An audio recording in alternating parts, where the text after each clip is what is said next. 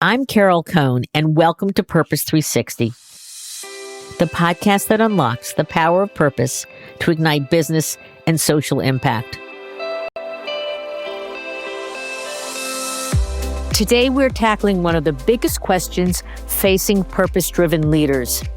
As AI transforms the way we work, what ensures it strengthens, not weakens, the values, indeed the humanity that defines our organizations? Many leaders view AI primarily through the lens of efficiency, productivity, and innovation. Those benefits, of course, are real, but AI also raises larger questions, like what values guide its use? Who benefits from its deployment? How do we ensure technology serves people rather than the other way around? Technology, no matter how advanced, cannot become a substitute for human judgment, moral responsibility, or human flourishing. And as AI expands its capabilities, organizations need a stronger compass, not a weaker one. Simply put, and what we've been discussing for years, is that purpose provides that compass. Because without a clear purpose, AI can accelerate the wrong priorities just as easily as the right ones. Joining me today are two remarkable thought leaders and longtime collaborators. Kristian Merenda, she's one of my partners at Carol Cohn on Purpose and co-author of our new Purpose and AI Guide, and Balaji Ganapathy, a frequent contributor to Purpose 360. He's founder and CEO of Social Positive and former Chief Social Responsibility Officer at Tata Consultancy Services. Together, we'll explore why purpose should be the operating system for AI, not something forgotten, but something that is primarily so important. How leaders can avoid purpose drift, what it takes to build an AI-ready culture, and why the future belongs to organizations that combine technological innovation with human judgment. If you're wondering how to lead responsibly, how to use your purpose as a guide for your AI journey, and competitively, this conversation is for you. So let's get started. So welcome to the show, Kristian and Balaji. Thank you, Carol. And Kristian, it's a real pleasure. I've always admired Carol Cohn on Purpose and what you've been building for years, and especially the opportunity to unpack the Purpose AI guide that you've given to the community. I think it's exactly what the sector needs right now. So happy to be here. As Carol said, I'm Balaji Ganapathy, CEO and founder of Social Positive. It's an AI-native social impact intelligence and advisory firm. And my previous life, I was a practitioner and Chief Social Responsibility Officer at PCS, where I led social impact across 55 countries, investing about $100 million each year, reaching about 30 million people through our work. Pleasure to be here. Thank you, Balaji. Kristian, we've worked together for so many years.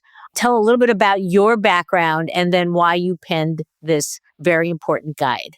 Thank you, Carol, and hi, Balaji. It's such an honor to be here with the both of you today. As an intro, one of the great privileges of my life has been working with you, Carol, on and off as your Intel Inside and collaborator for the past 25 years. And there's a lot to share to give you a sense of how far back we go. We transformed Cone One, building out nonprofit citizenship, consumer brand citizenship, corporate citizenship capabilities, all the predecessors to the purpose strategy that we champion today. And through publishing and industry collabs, speaking and teaching, we help define those for the sector. As part of that, we wrote new research and, as you know, a handful of UN and Harvard Business School case studies and wrote our first book together, Breakthrough Nonprofit Branding. Spoiler alert, the sequel is due out this fall. And then at Edelman, when our paths crossed again, we helped take that concept of purpose global, teaching their staff around the world and steering their research, including the Trust Barometer. And now, with our merry band back together at CCOP and our Purpose Collaborative, we're driving change once again always as co-creators with our incredible clients and leading the charge with purpose in AI. That is amazing. So you can see, listeners, that we have two extraordinary professionals here, and they have one very common characteristic, besides being lovely people. They are curious. They are curious and they are leaders and they are teachers. And that's why today I've brought them to talk about purpose and AI. As we all know, AI is transforming how we work, but purpose must guide why we work. And a lot of people talk about AI as technology and purpose as the humanity. And so today we're going to talk about how they can work in harmony with each other. So, Kristian, how do you define purpose? When it comes to purpose, I define it the same way we do at CCOP. And that is that purpose is an organization's reason for being beyond profit, grounded in humanity. So for a company, it's their why beyond profits. It's always aligned with the meaningful benefit for those it affects, like colleagues, customers, and community. And then when you think about it for a person, it's their why. And so mine is to leave everything better than I found it. Beautiful answer. I will double click on that. I think purpose is organization's answer to the question, why do you exist when nobody is watching? When there is no great press release, no annual report, no recognition. So what you live within the organization, what is the operating system of the organization? That is what to me is purpose. Everything else, including AI, is an add-on. Love that. That is really, really wonderful. So if purpose stands for why an organization exists, then is it more important than ever in this age of AI? I think it is because the two forces aren't mutually exclusive. Purpose helps define the focus and the filters for AI. I think it helps organizations say what they stand for and understand why they should organize around it. And AI, as its counter, with a purpose governance layer paired with humans or in or above the loop, it has the potential to unlock incredible advancements that for those who deploy it well.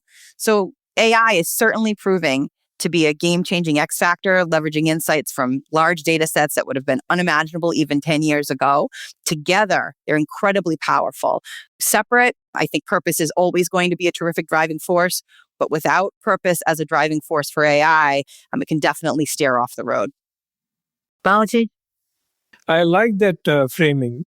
Purpose tells you what is worth doing. AI helps you do it at scale. So the tension comes not between them, but when you deploy one without the other.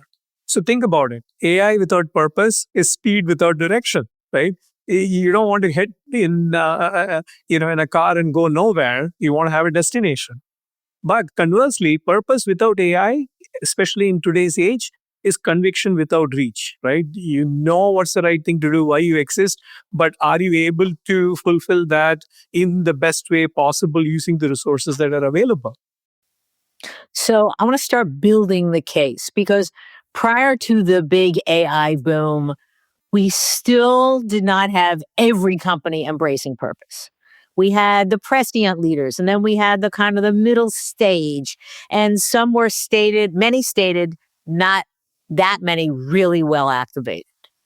And so how can we as practitioners and all of those listening make the case to senior management, to the C-suite, where they're all thinking about how am I investing and am I investing in a data center and how am I scaling and how am I educating? How do we convince them that purpose is more important than ever before? It's an easy case to make because the fundamental question that you want to ask is what is the value that you want to create in the world, right? And how do you want to bring it to life? The value you want to create in the world comes through understanding your purpose and living your purpose. How you bring it to life comes through the tools and the systems that you use. So I think it's a question of really being really purposeful in terms of going at the root of why you exist, how you want to bring it to life, and then applying AI on top of it. And you hit the nail on the head, Carol. The way in which companies are going about it is the reverse, right? Boards and executives get excited and they want to introduce AI. and then they make AI available to the organization and then mandate it. So it's become more of a compliance model of, hey, here is AI, use it, as opposed to, this is not a technology implementation. It is a culture implementation, because telling people that they need to shift how they think and operate. So you have to give them the space to experiment, to fail, and then to learn. And that's, I think, going to be the biggest takeaway. Those companies that are not set up to do it, they're just firing people and thinking of it as an efficiency play as opposed to an innovation play. They're going to come back to the drawing board and redo this the right way. Kristian, can you build on that? One of the pieces that Balaji's speaking to when it comes to purpose and its embedding has to do with employees. And there's a counterintuitive part to thinking about AI and the transformation with employees. And that is that the potential risk and opportunity in your AI transformation is present with every employee. And so the person who could sink your AI program due to fear or hesitancy may be the same one who can help it succeed. And which one you get depends on how your AI transformation treats them and how that purpose is embedded. I like to think of it as an equation and break it down like this. Employee fear plus AI and purpose abandonment equals quiet resistance. And that quiet resistance kills AI programs from the inside because the tools sit unused. And it's understandable and definitely easy to relate to because there's a growing group who are operating from a position of fear of the unknown. Those of us who haven't touched the tools and have maybe only met AI through layoff headlines, or fear of the known. Those of us who are the heaviest users that can see exactly which task the machine already does, but nobody's told what's left for them. Both fears have the same medicine. It's purpose and participation. Giving employees an invitation to play a determining role in what gets automated, what stays human about their jobs with AI is the way to be employee-centric and to get this done. And whether they test the tools before the rollout or whether they own the pieces of the program once it's live, it absolutely means that business treats people as co-creators rather than cogs. I know that in the purpose guide that you wrote, Kristian, that you talk about humanity and you talk about values and you talk about ethics. So I would love both of you to chat about what could this conversation sound like in the C-suite? Because again, my fear is that there's so much the cacophony about being at the head of the pack and being first and having enough, of your data centers to power all the electricity, that is drowning out the ethics, the values, the purpose, the humanity. So how can we have this conversation? See, the boards don't respond to frameworks. They respond to data. They respond to real evidence and stories, right? So the data shows that half-life of a company in the S&P 500 or in the Fortune 500 is about 14 years today. It was about 50 years in the 1950s. So if you want to be on the board of a company that exists beyond 2035, beyond 2040, the question is not whether you need to be purposeful. I think that's that's a given. You need to understand what long-term value creation means, and that comes from doing what you say. So I don't subscribe to this view that values are written on the walls of the company. To me, the values are the ones that you do on a day-to-day basis, the behaviors that your employees, your leaders exhibit. So the question about value and ethics comes down to what do you practice today? Because AI is only going to amplify that, right? So if you're not practicing, if you're making decisions on short-term returns instead of staying alive and thriving and creating shareholder as well as stakeholder returns in the long term, then your company is going to practice that. Right. So what AI is going to do is to accelerate whatever decision, whatever behavior you exhibit. Understand what is the value that you're living today. If you're not living what you say in your headlines, in your charts, and it is something different, then that is what is going to manifest. What AI is going to do is going to accelerate it at a pace that you have never seen before. So fix internally what you are measuring. And the story part that I mentioned, Carol, one of the greatest changes I could see in my 10 years or so in the social impact leadership space within TCS is when we brought real beneficiaries of our programs into the boardroom and had them present, because it shifted from an obligation to an aspiration. Because till then it was an obligation to do the right thing, a responsibility.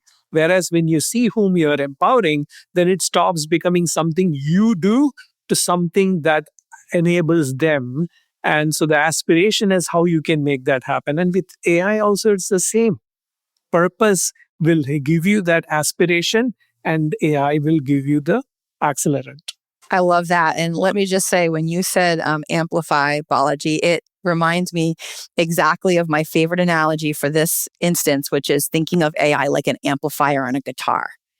It doesn't necessarily change the note you play. It makes whatever you play a whole lot louder. So if the note is clean, the amp makes it sound great. But if the note's off, the amp makes the wrong note drown out the room.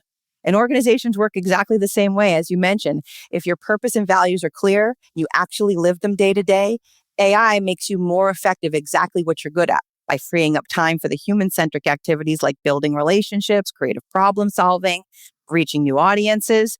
And if there are say-do gaps, then AI makes those louder too, just as you were saying. So a system is only as good, obviously, as the purpose that's driving it. We've talked about the power of purpose to truly humanize and guide the organization.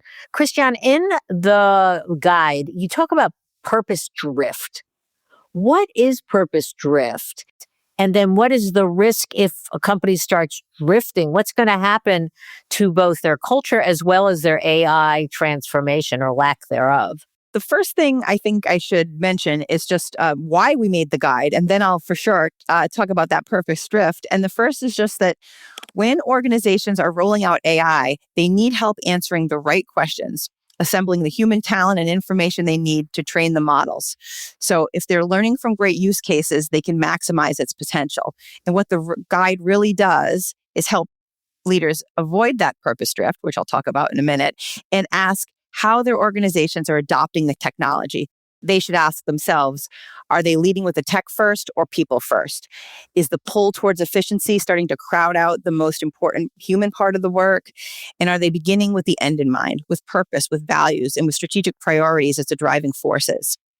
Most companies are going to end up with roughly the same tools from the same handful of vendors, which mean that general AI technology use is quickly becoming a commodity. And what's needed is the discipline to deploy it in a way that differentiates. That's what the guide's all about.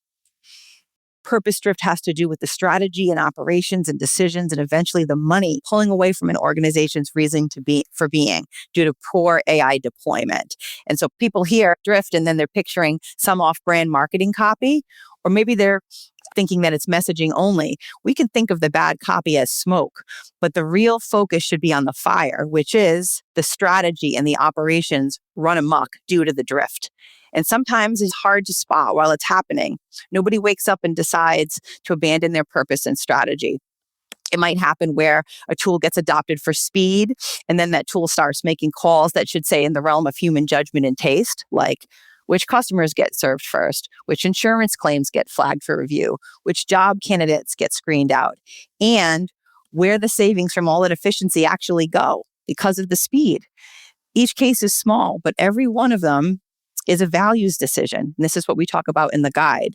Those improperly delegated values decisions can have compounding negative effects, resulting in an organization that's optimizing for something other than its reason for being. And this is at the expense of the communities and the customers its purpose was built around. Balaji, can you talk about adoption a bit here and have you seen purpose drift and how that can impact the power and the scaling of AI? Absolutely. I think what happens is the real harm in where AI adoption can show up in purpose drift is what I call performative purpose, right? So there are many organizations who have figured out early movers of how to use AI to generate beautiful narratives and reports that sound very compelling, but may not be grounded in real measurement and actual change that is happening in the real world. And already there is a backlash that's growing from that.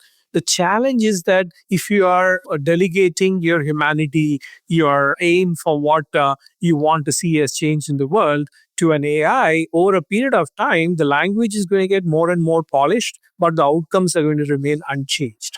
And that is going to make it difficult for you over a period of time to tell your stakeholders that you're actually doing what you say you're doing, right? So while the negative part is going to be there in the short term, of purpose drift and AI polishing, AI washing, what is going to happen is the capabilities of AI to also show up how people are doing versus what they are saying. Right. So I love how Kristian put it in terms of what the drift will cost. Right. And the cost of the drift is that it will not feel like a crisis. It will feel like you are being efficient.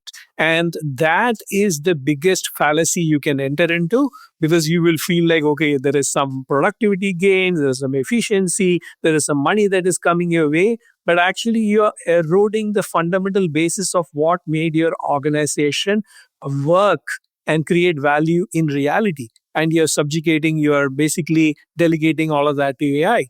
So, who is then going to, represent your organization's intent to the world, right? So that part of the purpose drift is what I think is going to start showing up very quickly, because people think of AI as a tool and then give it everything, right? From, okay, write this report for me, take this decision for me, tell me if I'm doing well, be my therapist, be my friend.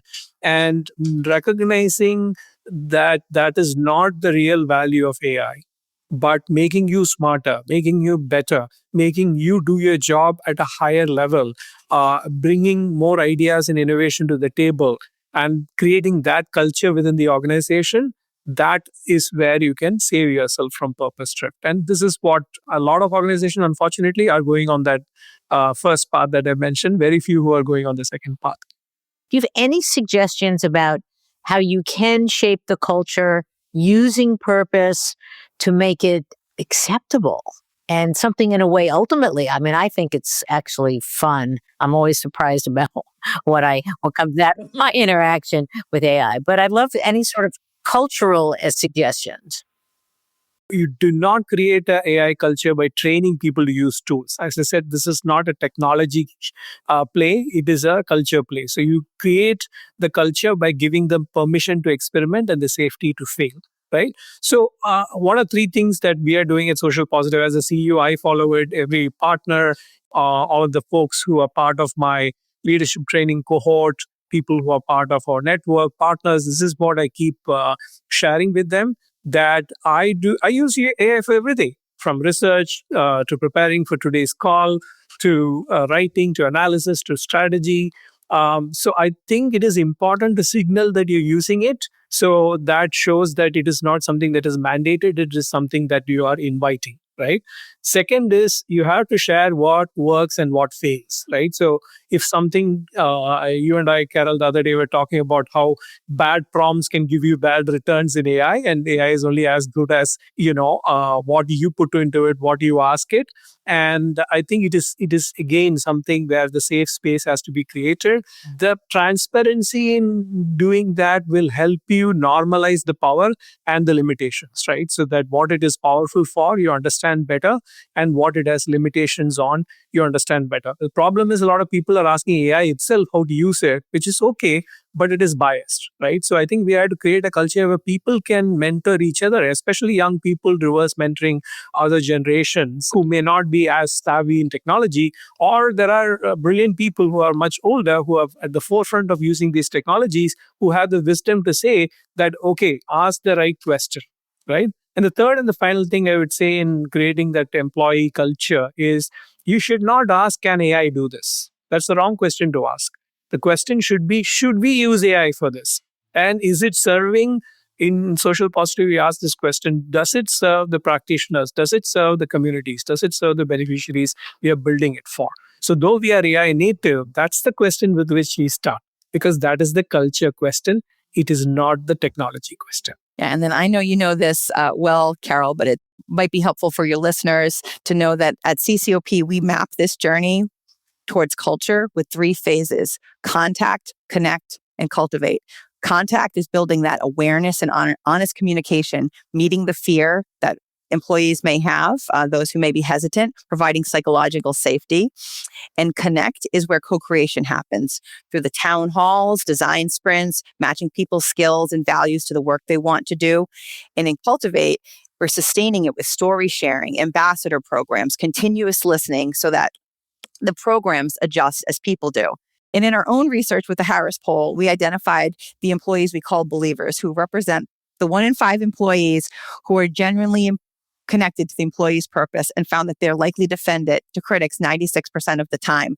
When you're connecting AI through a purpose governance layer and it's aligned with the company's strategy, that can pay off, because AI adoption inherits all of that when it's designed with people instead of done to them.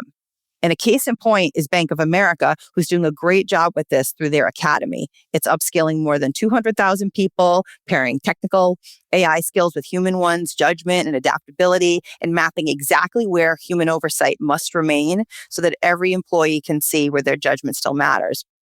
That's a bank answering the what's left for me question that we talked about earlier at scale. Here's your path through this. One of the things that you do, and it's pretty simple, but I really like it. It's called a ride along, where, I mean, we're a smaller organization, but I'm encouraging everyone to just try, to Balaji's point. And that you now encourage your colleagues at no matter what level, bring me a real situation, show me what you're trying to do. I will ride along with you as your partner.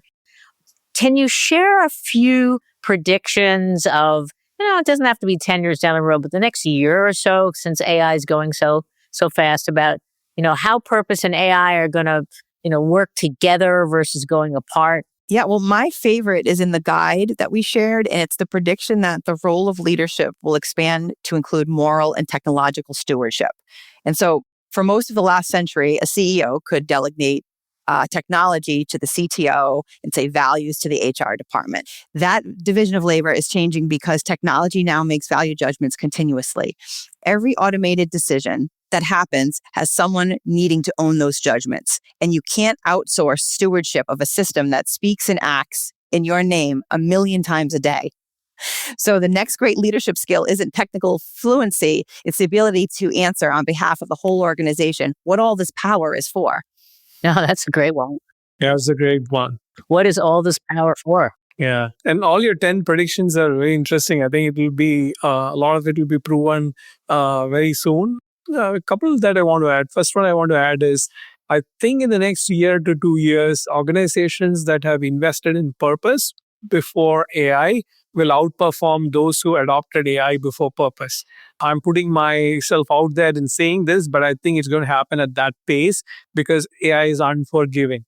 Your consumers, your market is going to give you the signal very fast because of the pace at which it, previously you can get away with it because your time to market is like 2-3 years.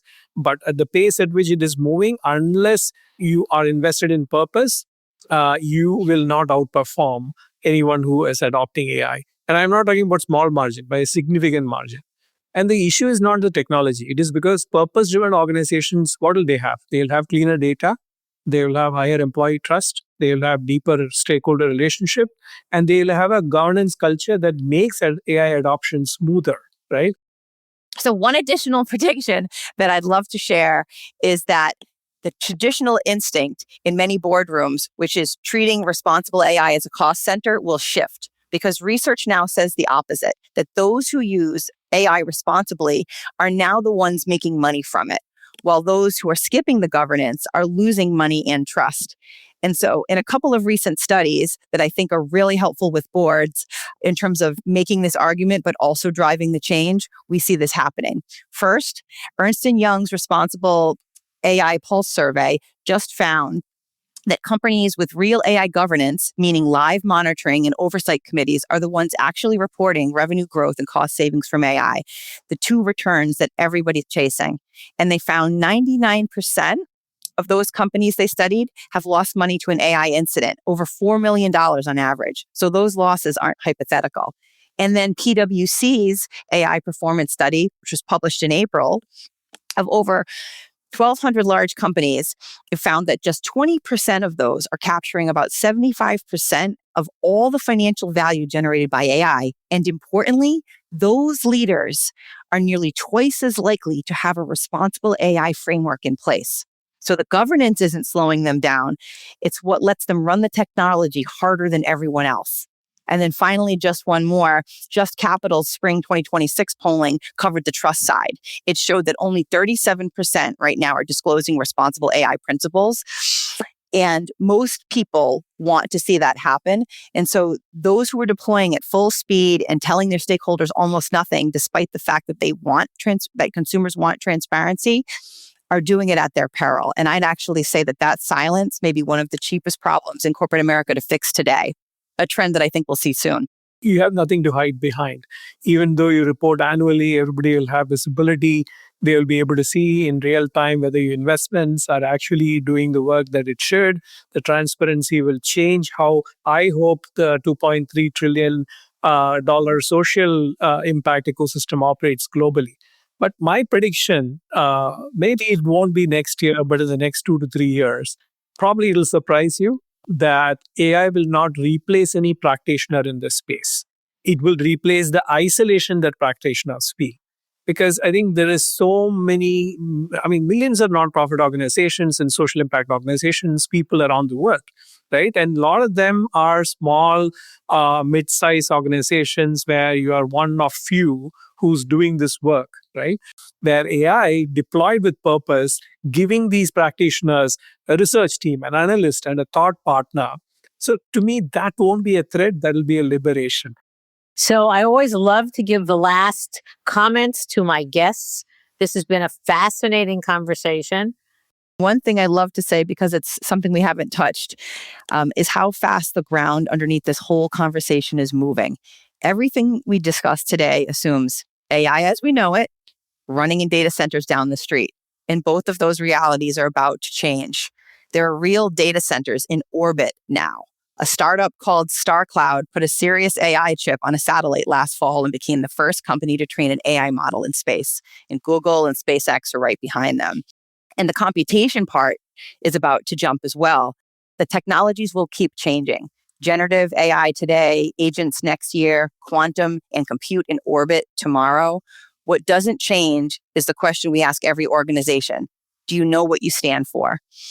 Purpose can help answer that and absolutely transfer to help lead every new platform on the way. It's not a panacea. Certainly there's much we don't know, but I think being prepared and leading with purpose is the best way to capitalize on this evolution that we're living through.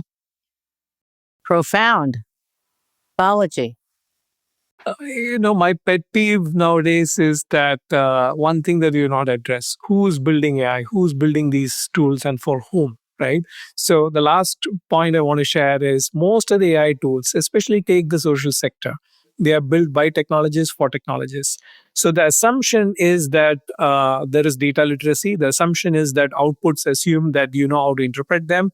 The design starts with what AI can do, not with what we actually need, what practitioners need, what the space needs. So my provocation to end this conversation is, what if we started the other way? What if we, the people, build AI for social impact? What if we, the practitioners, took that upon ourselves? What if it was built by the sector for the sector? And that is the ethos behind everything that we do at Social Positive. Whether it is the solutions, the products, the intelligence, it's shaped by the practitioners, not by AI, LLM, and slop. And finally, Kristian and Carol, this guide that you put together is a gift to the sector. And thanks again for creating the space where these conversations can happen. Kristian, I want to build off what you said. Purpose is not a solo journey. It never was. And with folks like you and this space, I think it's going to be a journey that we'll enjoy together. That is so wonderful. Thank you for saying it. Thank you so much for the conversation. Thank you. Thank you, Carol and Balaji.